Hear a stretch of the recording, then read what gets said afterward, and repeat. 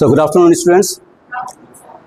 आज हम शुरू करने जा रहे हैं एक नया टॉपिक जो ड्रग डिस्कवरी। इस टॉपिक के अंदर हम लोग स्टार्ट करेंगे ड्रग डिस्कवरी से। नाउ जो ड्रग डिस्कवरी है इसमें हम कई तरह के स्टेप्स देखेंगे, कई तरह के फेजेस देखेंगे। एक न्यू मॉलिक्यूल, एक न्यू ड्रग, कंप्लीटली न्यू, जिसके बारे में अभी तक कुछ पता नहीं है, वो डिस्कवर हो सकता है, या एक मॉलिक्यूल ऑलरेडी है, वो यूज हो रहा है, उसका कुछ नया फार्माकोलॉजिकल इफेक्ट पता चल रहा है। तो वहां भी एक ड्रग डिस्कवरी होती है। कौन कौन से स्टेप्स आ सकते हैं इसमें? स्टेप्स फॉर ड्रग डिस्कवरी, और you can say what are the processes और टेक्निक्स जिससे कि ड्रग्स डिस्कवर हो सकते हैं। Fine. The first way or the first technique is random screening. Random screening.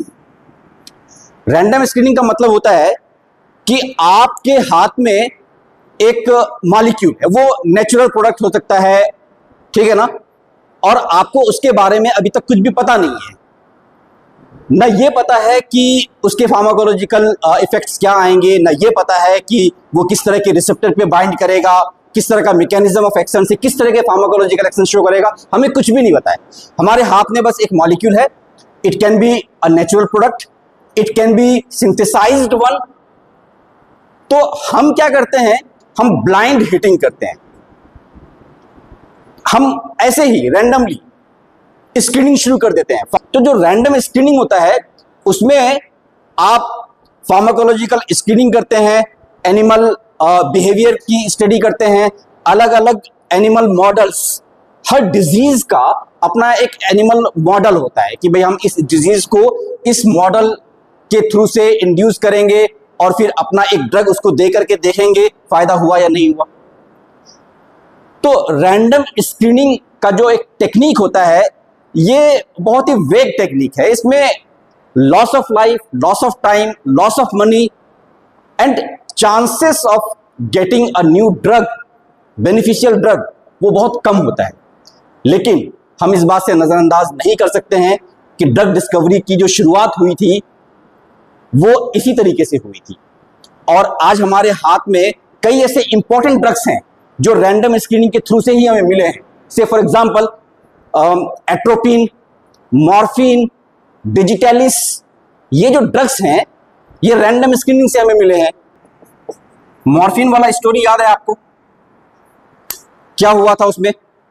3 दोस्तों ने मॉर्फिन एल्केलॉइड को जब एक्सट्रैक्ट किया तो उन्होंने 100 मिलीग्राम का डोज कंज्यूम कर लिया और वो सोए रहे हफ्तों तक। इसके बाद उन्होंने उसका नाम दिया गॉड ऑफ स्लीप, जिसको मॉर्फियस कहा जाता है, उसके नाम पर उसका नाम दे दिया कि भाई इससे तो बहुत नींद आती है, तो उन्होंने बोल दिया कि ये गॉड ऑफ मॉर्फियस के नाम पे रहेगा, ये मॉर्फिन हो गया। दूसरा तरीका हो सकता है सेरेंडिपिटी। सेरेंडिपिटी का मतलब होता है बाय चांस एक न्यू ड्रग मॉलिक्यूल आप डिस्कवर कर लेते हैं, या एक ऑलरेडी डिस्कवर्ड ड्रग जिसके बारे में आप थोड़ा बहुत जानते हो, आप उसको यूज करते हो, लेकिन उसका एक न्यू फार्माकोलॉजिकल इफेक्ट आपको पता चल जाए, तो वो सेरेंडिपिटी हुआ, वो बाय चांस हो गया। For example penicillin, then methotrexate, हालांकि एक एंटी कैंसर ड्रग है, बट इसका एक नया फार्माकोलॉजिकल यूज पता चला सोरियासिस में। सिमिलरली फेनिटोइन या लिग्नोकेन, फेनिटोइन एपिलेप्सी की मेडिसिन है, लिग्नोकेन लोकल एनेस्थेटिक एजेंट है, लेकिन इनका यूज कार्डियक अरिथमिया को ट्रीट करने में होता है। तो phenytoin as anti arrhythmic drug या lignocaine as anti arrhythmic drug, ये जो पता चला ये बाय चांस पता चला, यानी सेरेंडिपिटी। तीसरा तरीका हो सकता है रेशनल ड्रग डिजाइनिंग, यानी आप ड्रग को डिजाइन करते हैं। We have two approach, one approach is compound centric approach. ठीक है, दिमाग में हमारे ये होगा कि ये कंपाउंड है, अब इससे हमें कुछ करना है। दूसरा हो सकता है टारगेट, यानी कहां एक्ट करेगा, रिसेप्टर कौन सा रहेगा या एंजाइम कौन सा होगा जिसको वो बाइंड करेगा। फाइन, तो कंपाउंड सेंट्रिक का हम कुछ एग्जांपल कोट कर सकते हैं। जैसे मान लीजिए कि हिस्टामिन हमारे हाथ में आया, हमने हिस्टामिन का स्ट्रक्चर डिसाइड कर लिया कि भाई ये हिस्टामिन का स्ट्रक्चर है। अब हिस्टामिन के स्ट्रक्चर में ही थोड़ा बहुत मॉडिफिकेशन करके हमने कई सारे ड्रग्स डेवलप कर लिए जो एंटी हिस्टामिनिक थे। फेक्सोफेनाडिन, सेट्रिजिन, ये जो ड्रग्स जो बाद में आए जो हिस्टामिन के एंटागनिस्ट हैं, इन ड्रग्स को जो डिजाइन किया गया वो हिस्टामिन के स्ट्रक्चर में ही थोड़ा मॉडिफिकेशन करके किया गया, यानी स्ट्रक्चर एक्टिविटी रिलेशनशिप की आप बात वहां पे करते हैं। प्रोप्रेनोलॉल बीटा ब्लॉकर है, बीपी का ट्रीटमेंट, हार्ट रेट बढ़ा हुआ है उसको कम करना, ये प्रोप्रेनोलॉल करता है। आज की तारीख में प्रोप्रेनोलॉल को आइडियल मान करके, उसको प्रोटोटाइप मान करके दर्जनों ड्रग्स हैं, 20 ड्रग्स होंगे जो प्रोप्रेनोलॉल से मिलते जुलते हैं स्ट्रक्चर में, और वो किसी ना किसी तरीके से बीपी को कम कर रहे हैं या हार्ट रेट को कम कर रहे हैं या और किसी तरह के एंटी एड्रिनर्जिक इफेक्ट शो कर रहे हैं। राइट, तो ये कंपाउंड सेंट्रिक था। लेकिन कंपाउंड सेंट्रिक में जो एक प्रॉब्लम है, वो प्रॉब्लम है कि अगर आपके पास नेचुरल कंपाउंड है, कोई natural compound in the sense कि आपने उसको नेचर से लिया है, वो हो सकता है प्लांट डिराइव्ड हो। आप अगर नेचुरल कंपाउंड का केमिस्ट्री देखेंगे, उसका स्ट्रक्चर देखेंगे, वो इतना कॉम्प्लेक्स स्ट्रक्चर होता है कि उस कॉम्प्लेक्स स्ट्रक्चर का कॉपी करना या उसका सिंथेटिक वर्जन बनाना ये बहुत मुश्किल हो जाता है। क्योंकि ड्रग डिस्कवरी में हम शुरू तो ए से करेंगे, बट जब हम जेड तक पहुंचेंगे तो हमारे पास एक ऐसा कंपाउंड होना चाहिए जिसके बारे में हम काफी श्योर हों, यानी एक लीड कंपाउंड हमारे हाथ में आ जाना चाहिए कि हाँ भाई ये ड्रग है, पिछले सारे ड्रग से ये बेहतर है और ये क्लिनिकली यूजफुल हो सकता है। तो एक लीड कंपाउंड हमारे हाथ में आना ये मुश्किल हो जाता है थोड़ा, अगर आप नेचुरली कोई प्रोडक्ट लाते हो और उसका सिंथेटिक वर्जन बनाने का कोशिश करते हो। हाँ, लेकिन अगर आप ऑलरेडी कोई सिंथेटिक प्रोडक्ट लेते हो या कोई और दूसरा बायोलॉजिकल प्रोडक्ट लेते हो, जैसे हम हिस्टामिन के बारे में बोल रहे थे या प्रोप्रेनोलॉल के बारे में बोल रहे थे, तो वो आसान होता है। Now target centric. Target centric का मतलब हो गया कि हमारा जो मकसद होगा वो मकसद ये होगा कि जो ड्रग मॉलिक्यूल है हमारे पास, अभी हमें कुछ नहीं पता उसके बारे में, तो हम अलग अलग तरीके से ये फाइंड आउट कर सकते हैं कि ये ड्रग हमारे बॉडी में किस रिसेप्टर पे बाइंड कर सकता है, अफिनिटी किस रिसेप्टर की हो सकती है इसकी। इसका बहुत बढ़िया तरीका हो सकता है टारगेट को आइडेंटिफाई करने का। आज की तारीख में हम लोग मॉलिक्यूलर डॉकिंग करते हैं, सॉफ्टवेयर के थ्रू से होता है। उसमें आप क्या करते हो, कंपाउंड का स्ट्रक्चर वो प्रोवाइड करते हो सॉफ्टवेयर को। राइट, सॉफ्टवेयर उस कंपाउंड के अंदर आइडेंटिफाई करता है कितने बॉन्ड्स हैं, कितने हाइड्रोजन्स हैं, कितने कार्बन हैं, कितने फंक्शनल ग्रुप हैं, और उस हिसाब से वो बेस्ट फिट रिसेप्टर को फाइंड करता है। मान लीजिए कि आपको उसने एक ऐसा रिसेप्टर दिया जो कि कोलेस्ट्रॉल कम कर सकता है, HMG कोएंजाइम ए रिडक्टेस, ये एक एंजाइम है। मान लो कि इस एंजाइम से अफिनिटी दिखा दिया आपको, तो आपके दिमाग में तो ये आ गया ना कि वेल हमारा ये ड्रग कोलेस्ट्रॉल लेवल को कम कर सकता है। आपके लिए बहुत आसान हो गया ये चीज। अदरवाइज जो पहले के तरीके थे, कन्वेंशनल मेथड थे, वो क्या करते थे कि अलग अलग स्टेप पर वो पहले सेलुलर स्टडी करते थे, फिर मॉलिक्यूलर स्टडी करते थे, फिर ऑर्गन लेवल पर स्टडी करते थे, और वो ये देखते थे कि जो ड्रग है वो कैसा रिस्पॉन्स दे रहा है। इन विट्रो भी करेंगे, इन विवो भी करेंगे। अब जैसे इन विट्रो करेंगे तो इन विट्रो में वो क्या ले सकते हैं, टिश्यू प्रिपरेशन ले सकते हैं। हम लोगों ने थोड़ा बहुत आइडिया तो लिया है पहले।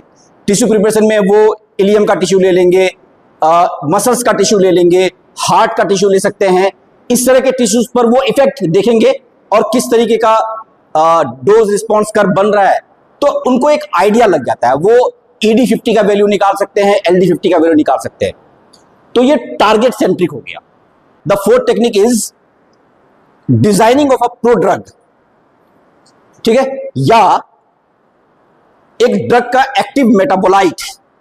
अगर आप प्रोड्रग डिजाइन कर लेते हो, पता चल जाता है कि एक ड्रग जब मेटाबोलाइज होगा बॉडी के अंदर तो वो आपको एक एक्टिव ड्रग दे देगा, तो आपने एक ड्रग डिस्कवर कर लिया यहां पे, ठीक है। या designing of active metabolite of a drug.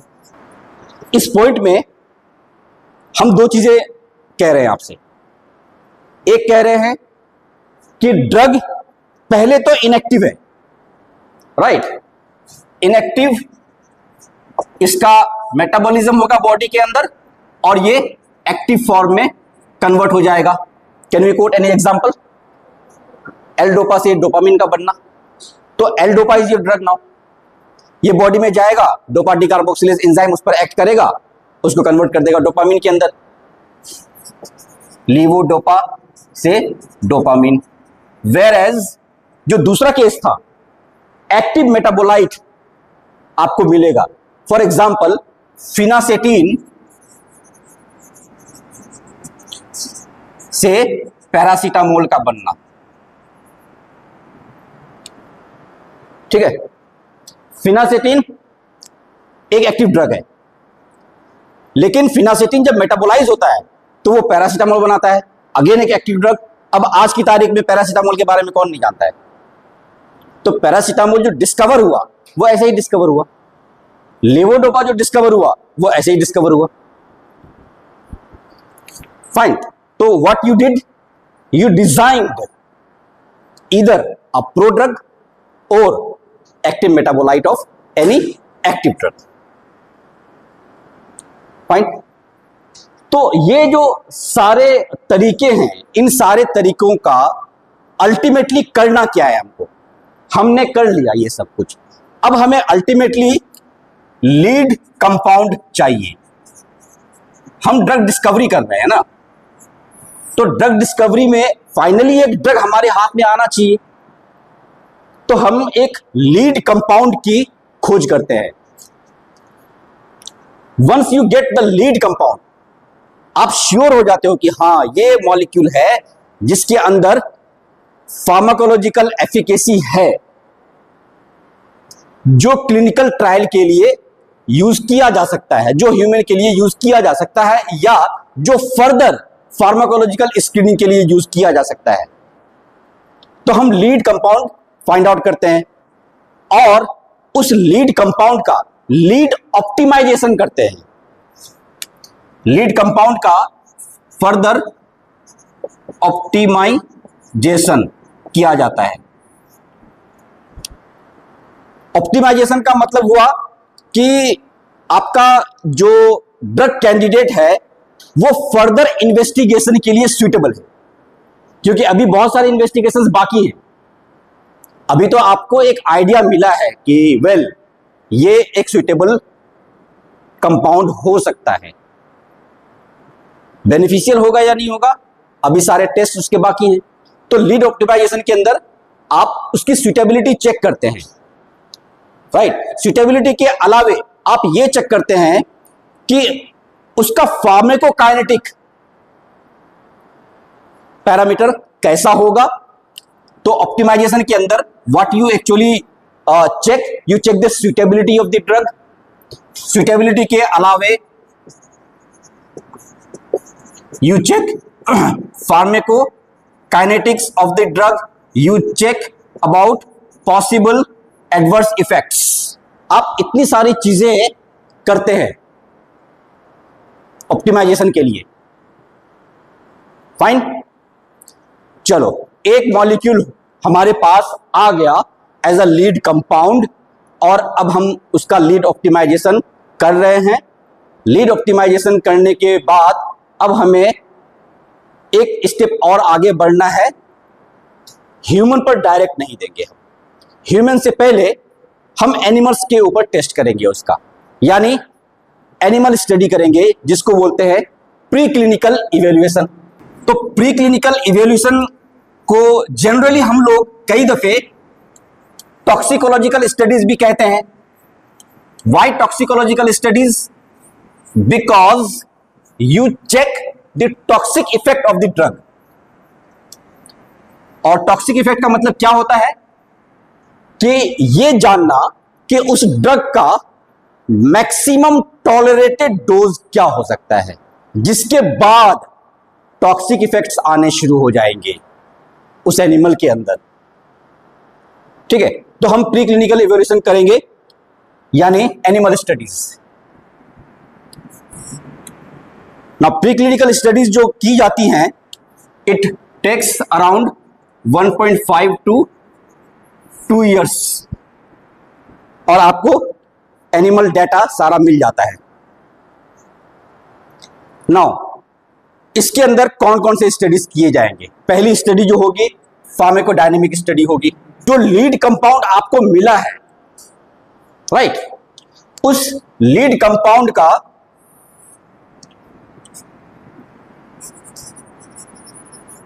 Target क्या होगा? Target in the sense receptor, enzyme, ion channel क्या होगा? फाइन। देन फार्माकोडायनेमिक इफेक्ट के अंदर आप ये चेक करेंगे कि इन विट्रो या इन विवो इफेक्ट क्या आ रहा है। आप in vitro, in vivo study करेंगे उसका। सेल कल्चर भी कर सकते हैं। और यहां पर फार्माकोडायनेमिक स्टडी का जो मेन पर्पस होता है वो फार्माकोलॉजिकल एक्शन क्या आ रहा है उसका। तो फार्माकोलॉजिकल एक्शंस अलग अलग ऑर्गन्स पे क्या क्या आ रहा है, क्या किसी तरह का कोई एलर्जिक रिएक्शन हो रहा है, तो ये सारी चीजें हम करेंगे स्टडी। देन दूसरा इंपॉर्टेंट स्टडी होगा टॉक्सिकोलॉजिकल स्टडी। नाउ अब आप चेक करेंगे कि ये ड्रग कितना सेफ है या कितना टॉक्सिक है, ऑर्गन्स के लिए कितना टॉक्सिक है। शॉर्ट ड्यूरेशन के लिए यूज करेंगे तो क्या किस तरह के इफेक्ट्स आएंगे, लॉन्ग ड्यूरेशन के लिए यूज करेंगे तो किस तरह के इफेक्ट्स आएंगे, ये चेक करना जरूरी हो जाता है। तो टॉक्सिकोलॉजिकल स्टडी में जो पहली स्टडी है वो है एक्यूट टॉक्सिसिटी की स्टडी। इसको इसीलिए करते हैं ताकि एक्यूट डोज पता चल पाए, वो एक्यूट डोज जो कम से कम 50% एनिमल को मार सकता है। ठीक है, तो एक्यूट टॉक्सिसिटी करते हैं टू डिटरमाइन LD50, यानी that minimum dose, that acute dose which can kill 50% of the animals. ये एक्यूट टॉक्सिसिटी का मेन पर्पस होता है। अब यहां पर करने का तरीका क्या होता है, हम एटलीस्ट 2 स्पीसीज को परफॉर्म्ड ऑन 2 स्पीसीज। ठीक है, एक रैट हो सकता है, दूसरा रैबिट हो सकता है, या रैट एंड माइस हो सकता है। देन 2 रूट से हम उस ड्रग को दे सकते हैं। हमें देना पड़ता है, ये जरूरी है देना। हम एक मिनिमम डोज से स्टार्ट करते हैं और मैक्सिमम डोज तक जाते हैं। तो कई सारे डोजेस होंगे इसके अंदर कि ये जो 2 रूट होगा, इन दोनों रूट में से वो रूट तो मैंडेटरी है जिस रूट को बाद में आप ह्यूमन के लिए यूज करेंगे। नाउ सब एक्यूट टॉक्सिसिटी, सब एक्यूट टॉक्सिसिटी का जो मेन पर्पस होता है, जो एम होता है, ये टारगेट ऑर्गन के अंदर टॉक्सिसिटी को फाइंड आउट करना होता है। कई ड्रग्स होते हैं जो आपके हार्ट के लिए ज्यादा टॉक्सिक होते हैं, जो लीवर के लिए ज्यादा टॉक्सिक हो सकते हैं। तो organ specific toxicity find out करने के लिए आपको सब एक्यूट टॉक्सिसिटी करनी पड़ती है। ठीक है, यहां पर क्या करना होता है आपको करने का तरीका, आप कम से कम 2 स्पीसीज लेंगे, यहां भी 2 स्पीसीज, यहां आपको 3 डोज लेना है। एक्यूट में आपने बहुत सारे डोजेज लिए थे, ग्रेडेड डोज रिस्पॉन्स कर्व आपने तैयार किया था, आप डोज बढ़ाते जा रहे थे, रिस्पॉन्स बढ़ता जा रहा था। लेकिन यहां पर आपको सिर्फ 3 डोज लेना है। जो डोज होगा, एक होगा लो डोज, एक होगा मीडियम डोज और एक होगा हाई डोज। 3 dose range. ठीक है, अब जो टॉक्सिसिटी स्टडी को आगे बढ़ाया जाएगा वो उस डोज को सेलेक्ट किया जाएगा जो मैक्सिमम टॉलरेटेड डोज है, यानी मैक्सिमम डोज जहां तक टॉलरेट हो सक रहा था, मोर्टेलिटी नहीं हो रही थी या बहुत ज्यादा कोई एडवर्स इफेक्ट नहीं आ रहा था, एनिमल उसको टॉलरेट कर रहा था, तो मैक्सिमम टॉलरेटेड डोज को कंसीडर किया जाता है। मैक्सिमम टॉलरेटेड डोज, इस डोज को कंसीडर किया जाता है और इस डोज पर एनिमल को एक लंबे टाइम तक के लिए, मिनिमम 1 महीना कंटिन्यू डोजिंग से लेकर के 3 महीने की कंटिन्यू डोजिंग करते हैं। इस मैक्सिमम टॉलरेटेड डोज को हम फर्दर 4 वीक्स टू 12 वीक्स तक कंसीडर करते हैं। अब इतने लंबे ड्यूरेशन में जब एक ड्रग को आप दे रहे हो, वो भी हाई डोज है वो, तो वहां पर ऑब्वियसली उसकी बॉडी में चेंज आना मैंडेटरी है। तो जो बायोकेमिकल पैरामीटर चेंज होंगे या जो पैथोलॉजिकल कंडीशंस डेवलप होंगी, उनका इन्वेस्टिगेशन किया जाएगा।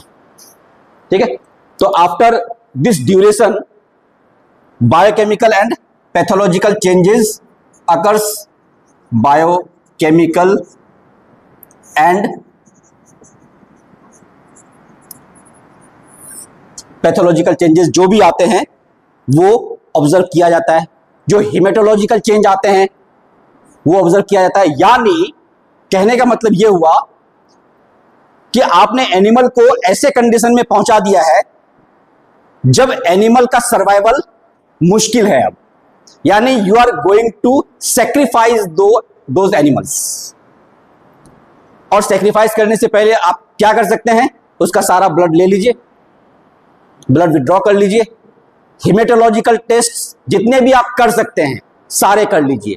आप हिस्टोपैथोलॉजी स्लाइड्स आप प्रिपेयर करते हैं और आप उसको ऑब्जर्व करते हैं। नाउ क्रोनिक टॉक्सिसिटी, सब एक्यूट टॉक्सिसिटी में आपने जो भी किया वो आप लंबे टाइम तक करने जा रहे हैं। यहां पर आप क्या करेंगे, 2 स्पीसीज लेंगे, 2 एनिमल स्पीसीज, जिसमें कि एक रोडेंट होना चाहिए और एक नॉन रोडेंट होना चाहिए। रोडेंट यानी माइस या रैट, ये रोडेंट हो गया, और दूसरा नॉन रोडेंट होना चाहिए, यानी it can be rabbit, it can be cat, it can be dog, it can be monkey. तो आप दोनों तरह के एनिमल के अंदर क्रॉनिक टॉक्सिसिटी की स्टडी करेंगे। पहला क्राइटेरिया तो यही हो गया। बाकी चूंकि क्रॉनिक स्टडी है लंबे टाइम तक, तो you are going to extend the duration of study for up to 2 years।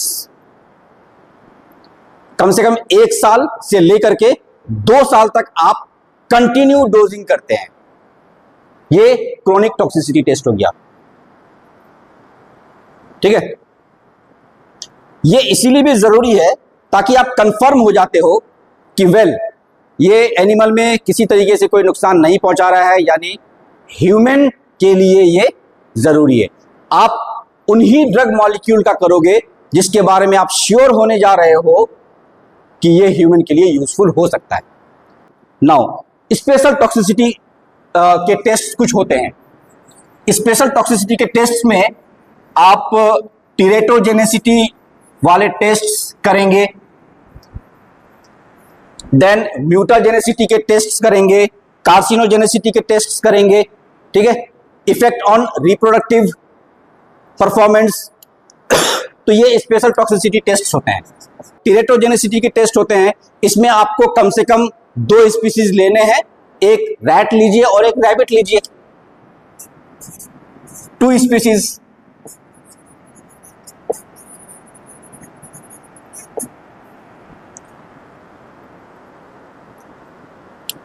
Fine.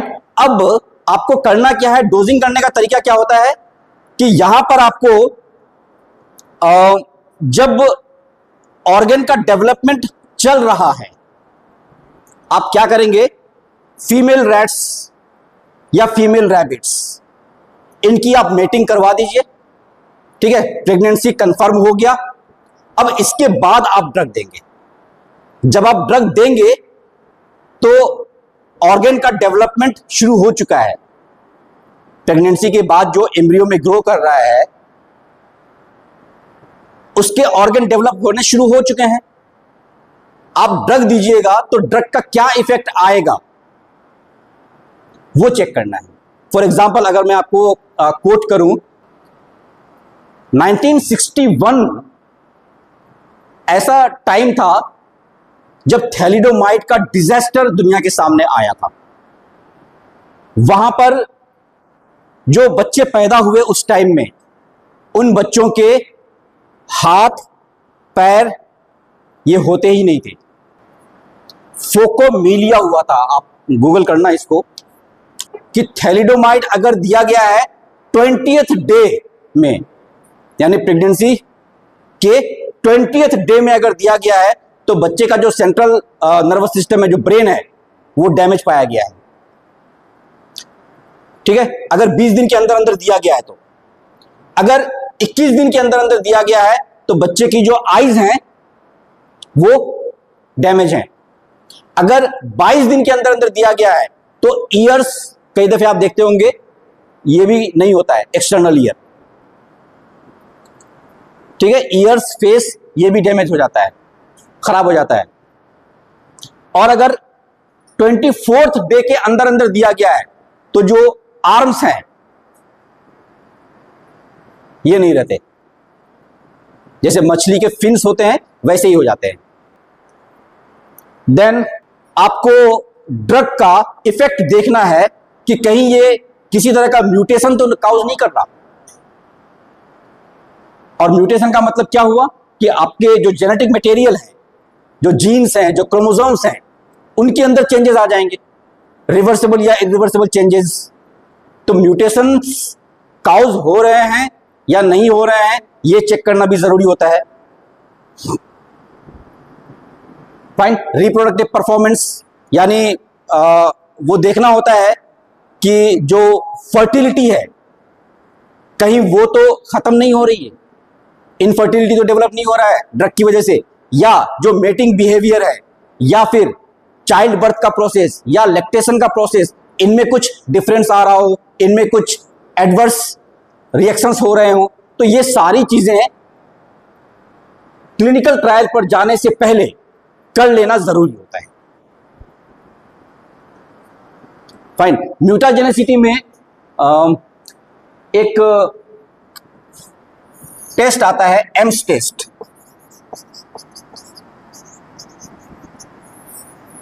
जो बैक्टीरिया के हेल्प से किया जाता है। एम्स टेस्ट में क्या होता है, एक बैक्टीरिया है साल्मोनेला टाइफी, एस टाइफी। देखा यह गया है कि साल्मोनेला टाइफी जो है, साल्मोनेला टाइफी के लिए जो कल्चर मीडिया बनाया गया उसमें हिस्टिडीन मैंडेटरी है। अगर कल्चर मीडिया में हिस्टिडीन नहीं है तो साल्मोनेला टाइफी मर जाएगा, उसका ग्रोथ नहीं होगा। बट अगर साल्मोनेला टाइफी के अंदर म्यूटेशन करवा दिया आपने, तो अब वो mutated salmonella typhi histidine deficient culture media में भी सरवाइव करेगा। ये एम्स टेस्ट से पता चलता है, AMES test. Then local toxicity test भी कुछ कर लिए जाते हैं, जैसे इरिटेटिंग डर्मल टॉक्सिसिटी टेस्ट किए जाते हैं, फोटो सेंसिटिविटी टेस्ट किए जाते हैं। कई ड्रग्स होते हैं फोटो सेंसिटिव, आप उसको यूज कर लो या अप्लाई कर लो स्किन पे और धूप में निकल जाओ तो आपको रैश हो जाएगा। ये हो गया सारा आपका pre clinical evaluation toxicity tests.